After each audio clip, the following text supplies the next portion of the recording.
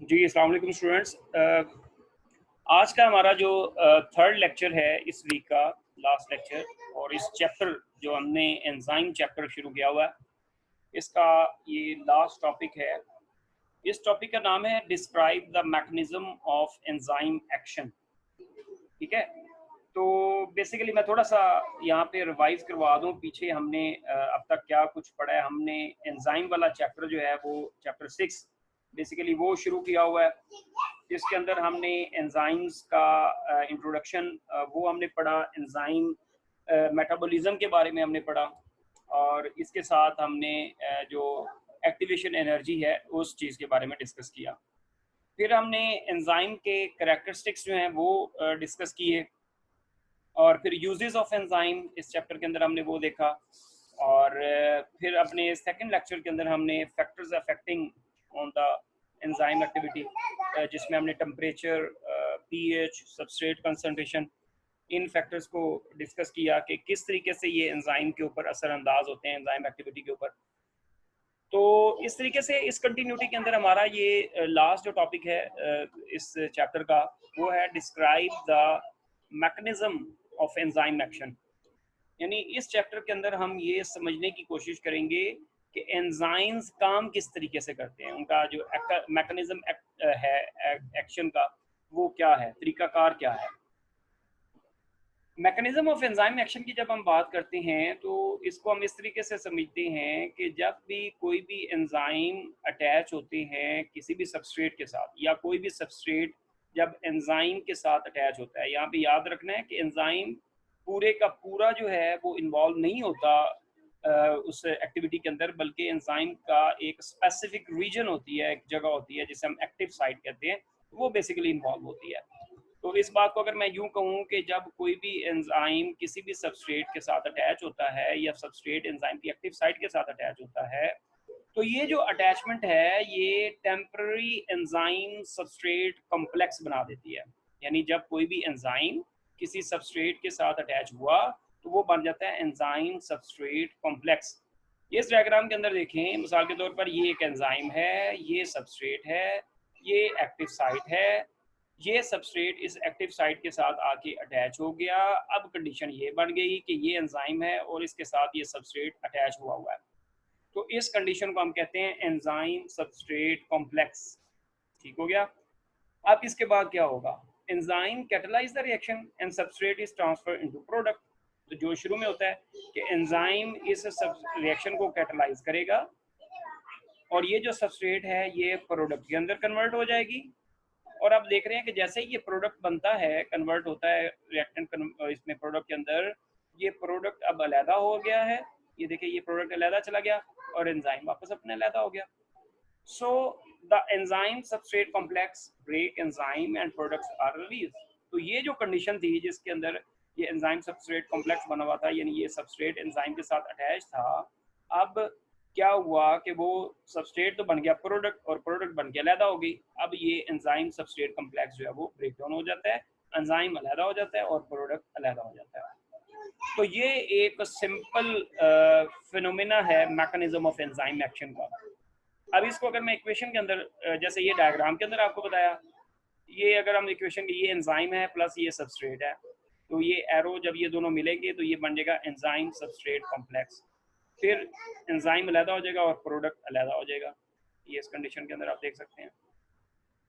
तो ये जो बेसिकली मैकेनिज्म है एंजाइम एक्शन का, इसको एक्सप्लेन किया डिफरेंट साइंटिस्ट ने, डिफरेंट बायोलॉजिस्ट ने। तो इसके अंदर in order to explain the mechanism of enzyme action, तो सबसे पहले एक जर्मन केमिस्ट था जिसका नाम था एमल फिशर। तो उसने अपना एक मॉडल पेश किया जिसे लॉक एंड की मॉडल कहते हैं, जो इस एंजाइम एक्शन को एक्सप्लेन करता है। तो सबसे पहले हम इसका ये जो मॉडल है लॉक एंड की मॉडल, जो कि प्रपोज किया था जर्मन केमिस्ट एमल फिशर ने, तो सबसे पहले हम इसको पढ़ लेते हैं। In order to explain the mechanism of enzyme action, इसको एक्सप्लेन एंजाइम एक्शन को एक्सप्लेन करने के लिए एक जर्मन केमिस्ट था, that name was Emil Fischer. In 1894 proposed the lock and key model, यानी इसने अपना एक मॉडल पेश किया जिसको कहते हैं लॉक एंड की मॉडल, जो बेसिकली इस एंजाइम एक्शन को एक्सप्लेन करता है। इस मॉडल के मुताबिक, यानी according to this model, both enzymes and substrate possess a specific shape that fit exactly into one another। अब ये बात बड़ी इंपॉर्टेंट समझने वाली है। इस मॉडल के मुताबिक वो ये कह रहा है कि ये जो एंजाइम है इसकी जो एक्टिव साइट की शेप है और प्लस ये जो सबस्ट्रेट है इसकी शेप है, ये दोनों एक जैसी होना बहुत ज़रूरी है। यानी इस एक्टिव साइट के अंदर वही शेप सबस्ट्रेट आएगा जिसकी शेप इसके साथ एग्जैक्टली 100% मैच होती है। अगर इस सबस्ट्रेट के अंदर थोड़ी सी भी कोई चेंज होगी तो वो इस एक्टिव साइट के अंदर एडजस्ट नहीं हो सकेगी। ठीक है, यानी इसको वो उसने इस तरह एक्सप्लेन किया कि जैसे एक ताले को खोलने के लिए एक स्पेसिफिक चाबी होती है, अगर आप उस जैसी बहुत सारी चाबियां उस ताले के अंदर लगाएंगे तो ताला उससे ओपन नहीं हो सकेगा, जबकि वो जो स्पेसिफिक की आप उसके अंदर इंसर्ट करोगे तो उससे लॉक ओपन हो जाएगा। तो इस तरीके से इस बात को ये इस तरीके से रिजेंबल कर रहा है कि ये जो एंजाइम है और इसकी जो एक्टिव साइट है और substrate, they are fit exactly into one another, यानी इनकी शेप एक दूसरे से 100% मैच करती है और ये इसके अंदर फिट हो जाता है और तब ये फिर एंजाइम सबस्ट्रेट कॉम्प्लेक्स बनता है, फिर ये प्रोडक्ट बना के इसको अलग-अलग कर देता है। So this model explain enzyme specificity. तो ये जो मॉडल है लॉक एंड की मॉडल, ये एंजाइम की जो स्पेसिफिसिटी है उसको एक्सप्लेन करता है। इसके बाद बच्चों एक और मॉडल था जिसको हम नाम देते हैं इंड्यूस फिट मॉडल। ये जो इंड्यूस फिट मॉडल था इसको 1958 के अंदर एक अमेरिकन बायोलॉजिस्ट था दैट नेम वाज डैनियल कॉशलैंड, उसने ये प्रपोज किया और उसने बेसिकली ये लॉकन की जो मॉडल था उसको मॉडिफाइड किया, उसके अंदर थोड़ी सी उसको उसके अंदर चीज़ें ऐड की और बेसिकली ये जो इंड्यूस फिट मॉडल है इसको मोर एक्सेप्टेबल मॉडल समझा जाता है as compared to lock and key model के। ठीक है, यानी ये ज़्यादा एक्सेप्टेबल है। अच्छा जी, ये जो अमेरिकन बायोलॉजिस्ट था डैनियल कॉशलिन, इसने basically lock and key model को ही मॉडिफाइड करके अपना ये मॉडल प्रपोज किया था जिसका नाम था इंड्यूस फिट मॉडल। अब इस मॉडल के मुताबिक, according to this model, active site is not a rigid.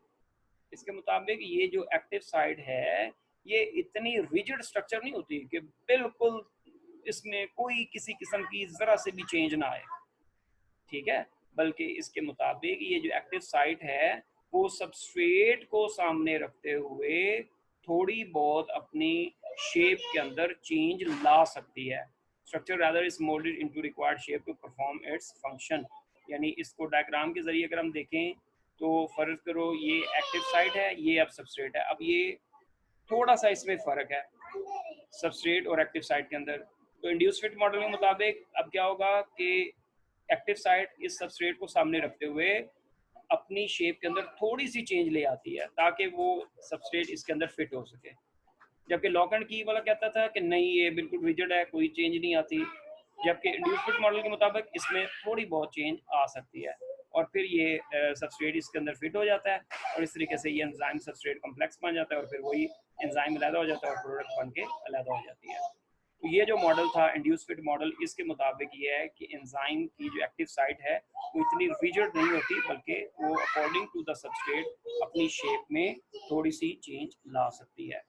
इस मॉडल को हम इंड्यूस फिट मॉडल कहते हैं। तो ये ज़्यादा एक्सेप्टेबल है as compared to lock and key model के। तो इस तरीके से स्टूडेंट्स ये दो मॉडल्स जो हैं जो कि एंजाइम मैकेनिज्म एक्शन जो है, मैकेनिज्म ऑफ एंजाइम एक्शन, इसको एक्सप्लेन करते हैं और ये दोनों मॉडल बहुत ही इंपॉर्टेंट है। अक्सर इम्तिहान में अगर कोई शॉर्ट क्वेश्चन आता है एंजाइम वाले चैप्टर में से तो इसमें से इन मॉडल में से पूछा जा सकता है, डिफरेंस पूछा जा सकता है लॉक एंड की मॉडल का, या इनको अलग-अलग से पूछा जा सकता है कि लॉक एंड की मॉडल किसने प्रपोज किया, इंड्यूस फिट मॉडल किसने प्रपोज किया, या इसको एक्सप्लेन करें। तो these are the two models which explain the mechanism of enzyme action. अच्छा जी, तो इसके बाद हमारा जो आखिरी एक क्वेश्चन है इस चैप्टर के हवाले से वो है specificity of enzymes. Describe the specificity of enzymes.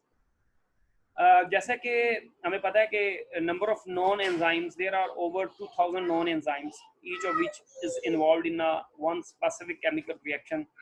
Enzyme are also substrate specific. यानी हमारी बॉडी के अंदर ये अब तक तकरीबन 2000 से ज़ायद जो है वो एंजाइम्स के बारे में अब तक पता है साइंटिस्ट को.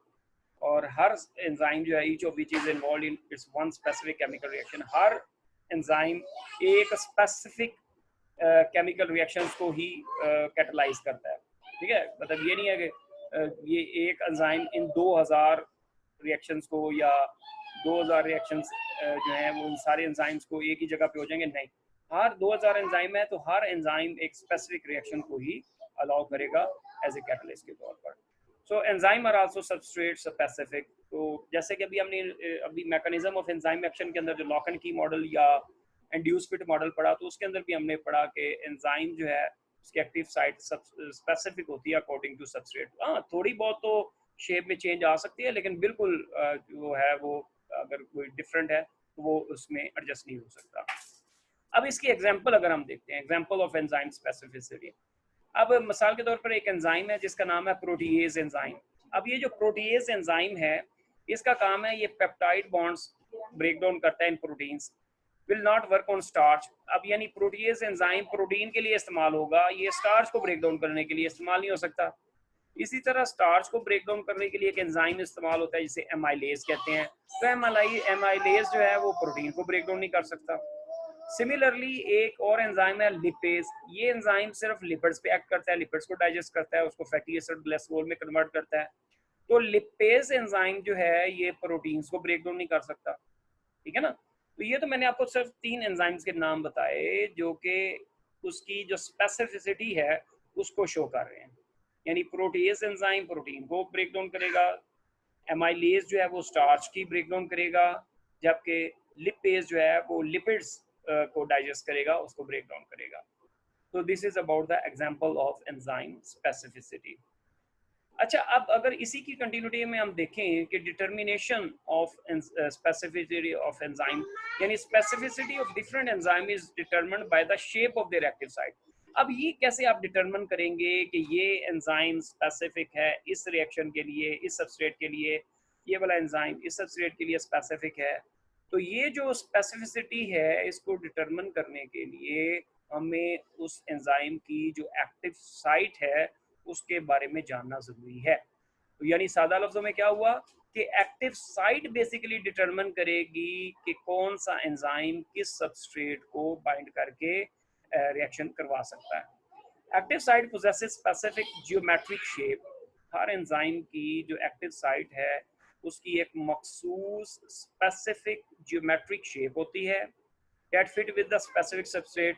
और वो शेप इतनी स्पेसिफिक होती है कि उसके अंदर एक स्पेसिफिक सबस्ट्रेट ही जाके फिट हो सकता है. जैसे कि इस फिगर के अंदर हम मुख्तलिफ एंजाइम्स की मुख्तलिफ जो सबस्ट्रेट्स की जो मुख्तलिफ शेप है और उसको हम देख सकते हैं कि किस तरीके से एक एंजाइम है उसकी ज्योमेट्रिक शेप जो है वो ये है. तो ये 3 सबस्ट्रेट है हमारे पास, सबस्ट्रेट 1, 2 और 3.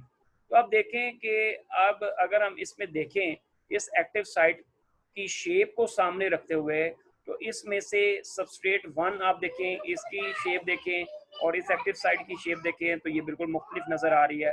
तो डेफिनेटली सबस्ट्रेट 1 इसमें अटैच नहीं हो सकता. इसी तरह सबस्ट्रेट 2 देखें, उसकी शेप और एक्टिव साइट की शेप ये भी बिल्कुल डिफरेंट नज़र आ रही है, ये भी इसके अंदर एडजस्ट नहीं हो सकता. जबकि अलबत्ता सबस्ट्रेट 3 जो है इसकी शेप और एक्टिव साइट की ज्योमेट्रिक शेप वो बिल्कुल एक दूसरे से मिलती हुई नज़र आ रही है. तो सबस्ट्रेट 3 जो है वो इसके अंदर आसानी से फिट हो जाएगा और वो एंजाइम सबस्ट्रेट कॉम्प्लेक्स बन जाएगा और उसके बाद वो रिएक्शन हो जाएगा और प्रोडक्ट अलहदा हो जाएगी, एंजाइम अलहदा हो जाएंगे. तो कहने का मकसद क्या हुआ कि एंजाइम्स की जो स्पेसिफिसिटी है उसको कौन डिटरमिन करेगा, उसको डिटरमिन करेगा ये जो एंजाइम की एक्टिव साइट की जो शेप है ये डिटरमिन करेगी कि अकॉर्डिंग टू दिस शेप कौन सा सबस्ट्रेट इसके अंदर आके अटैच हो सकता है.